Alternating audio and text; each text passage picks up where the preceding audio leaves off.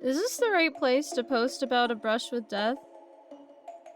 I feel like you guys on this Reddit can appreciate it even if there's no ghosts or tragedies.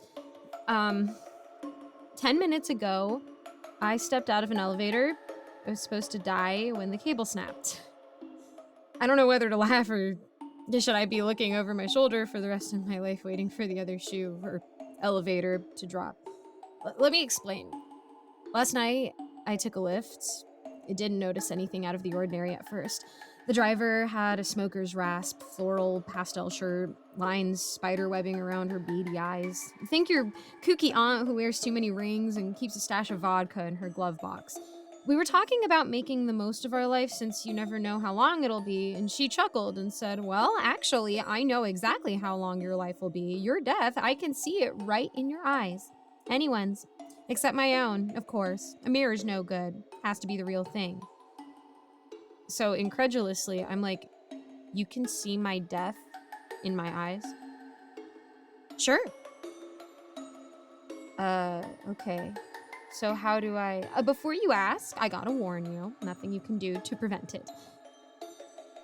Nothing? And then she says all smugly, "Nothing."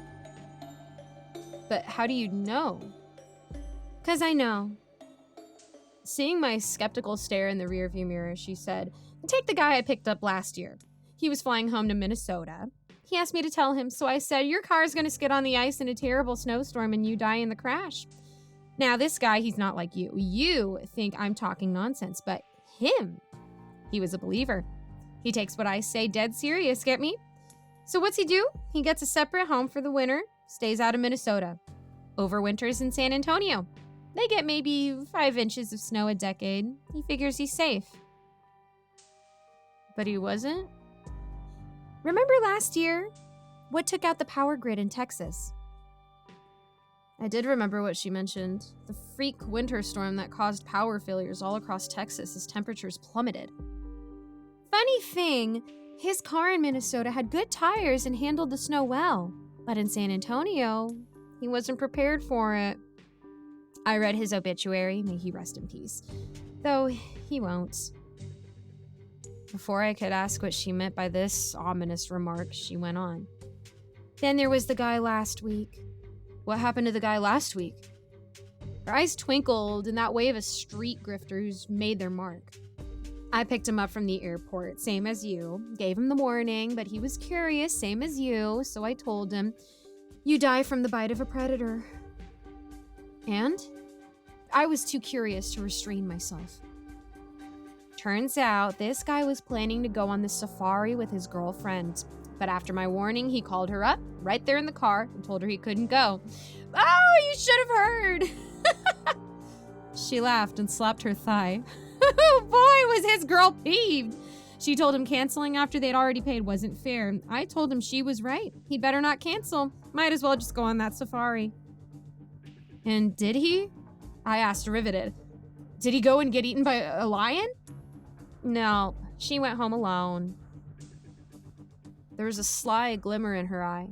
"He stayed home and looked after his girlfriend's cat. The cat bit him. He thought it'd be fine with just some peroxide and rest. Killed him in a day." "No way! How could a little cat's bite kill a grown man?" I didn't believe her, but she told me to look it up, so I did. And there was a story from last week in the local news. I was horrified. Cat bites can turn deadly in a matter of hours if they become infected. I put my phone away. Jeez. For a few minutes, I was silent, contemplative. He shouldn't have agreed to watch the cat. If it were me, I would have avoided all animals. Even a rat can be a predator. "Smart you." She tipped her head towards me. "That don't matter. It's like I told the soccer mom yesterday, the one who's gonna die of rabies. There's no way to avoid what I see." "Why not?" I challenged. "What if the soccer mom locks herself in a room for the rest of her life and never has any exposure to nature?" I knew this wasn't a logical course of action, of course, but hypothetically, if she did that, she'd be safe. "Nope." "Nope? How nope?" You're saying even in a secure isolation, somehow some rabid animal would break in, bite her, and give her rabies? No, you're thinking too extreme. It's a lot simpler than that. It's always the simple thing. Listen, she was in the car with me yesterday, yeah? And just like you say, she said she was going to avoid all nature and live in the city and never leave her enclosed high-rise building. But I told her it wouldn't help. Then I gave her some water. And I told her the funny thing is about rabies. You can get bitten by something with tiny fangs like a bat and not even feel it. You don't even know you've been infected. And you might not until you get sick. And you might not get sick until, 5, 6 weeks, even months later. Of course, the symptoms of rabies look a lot like flu at first, but as it progresses, there's delirium, agitation, and of course, the most distinguishing symptom is with water. That's why they call it hydrophobia, aversion to water. See, it spreads through saliva, so the rabies virus makes it so you can't swallow. Now, the woman, she hadn't touched her bottle. She was looking more and more agitated. She'd been kind of feverish looking since before she got in my car, and I told her she might be thinking she's just feeling a touch of the flu and it hurts her throat and she tries to choke anything down. But the thing about rabies is there's no treatment once the symptoms show. Sure, there's a vaccine, but you gotta get it immediately right after exposure, because during that long incubation period, it's spreading all throughout your body so that by the time you start showing symptoms, you're already dead. I sat silent, appalled. I looked at the water bottle I'd been offered by the driver and that I had already sipped from and set it down. This whole business about rabies sounds horrific. You said she was in here yesterday? And then she chuckled.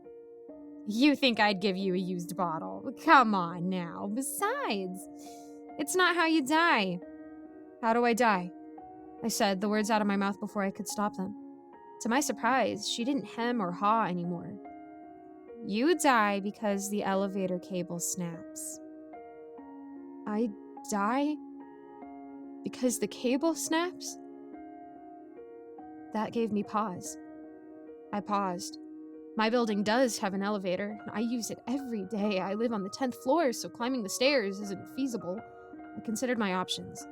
Immediately, I found myself thinking about moving to a single-story building or some other location where my traveling in an elevator wouldn't be necessary. But that wouldn't work, would it? After all, she already told me stories of people who changed their habits precisely because she warned them, with the results that their changed habits caused their own deaths. In fact, the more I thought about it, the more it seemed like there was always a catch to her warnings.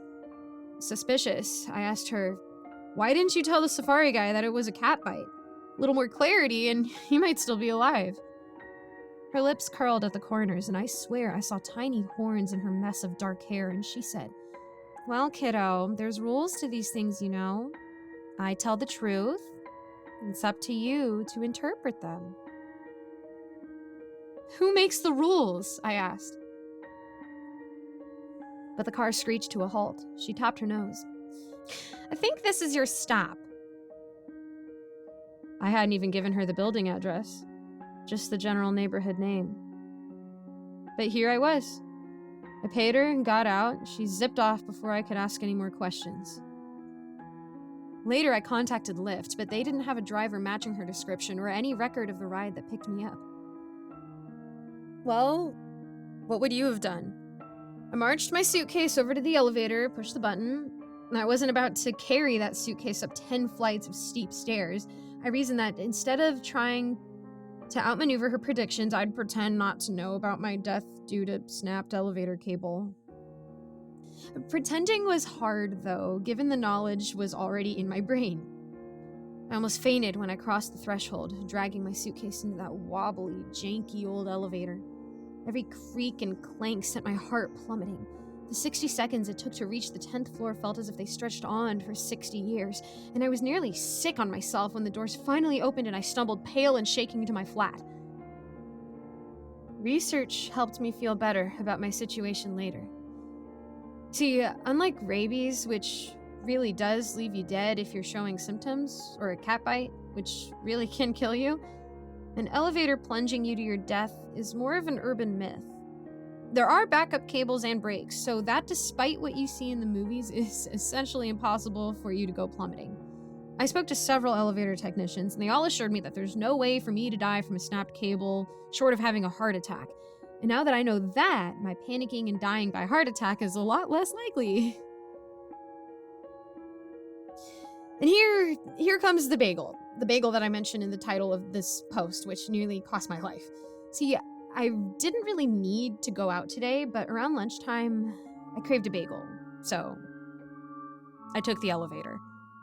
I punched in the button for the lobby. I was already imagining what kind of toppings I'd order from the corner bagel shop. No sooner had the doors closed before there was this horrible clang and the elevator stopped. I was suspended in the air. My heart stopped. My stomach, I left it hovering somewhere on the 10th floor. I cursed all my research and the elevator technicians who lied to me. And then my body slammed into the floor as the elevator car jerked to a halt. I'd only dropped maybe a few feet. The brake saved me. And though my heart was hammering like the wings of a hummingbird, I think the fact I knew the elevator car couldn't fall prevented me from being as petrified as I would have been otherwise. I'm proud to say that as I waited for emergency services to get me out. They're still repairing the elevator, and despite my anxiety, I plan to ride it again once it's fixed. Gotta keep on pretending like the cable hasn't got it up for me, right? Because see now, I've proven it is safe. So, sorry this tale doesn't end in the grim or ghostly, but what a wild ride, eh? And I never even got my bagel. Guess I'll get it now. Figure I deserve it after all that. The elevator's probably not operational yet, so for now, it's the stairs. Cinnamon raisin or everything?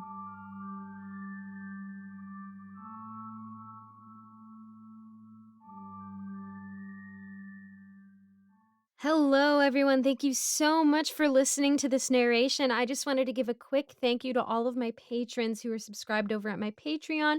We have a great big thank you from me to you, Alonzo, Kozak, Icy Narrates, Jesse Hartley, Andreas Anderson Linden, and Geek Sanctuary. Thank you guys so much for supporting me. If you would like to support too, just check out the links in my description. And thank you again for listening. I hope to see you all in the next video. Bye-bye.